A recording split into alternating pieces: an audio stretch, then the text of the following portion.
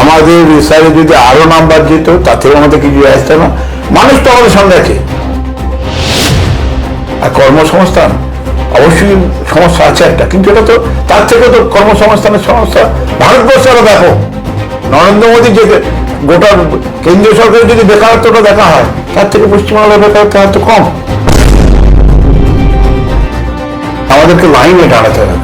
আমাদের বাপদাদারা এই জন্মভূমিতে জন্মগ্রহণ করেছে। আমি আমাদের বাপদাদারা এখানকার ভোটার ছিল, 2002 সালের ভোটার আমরা ছিলাম, তবুও আমাদেরকে লাইনে দাঁড়াতে হবে।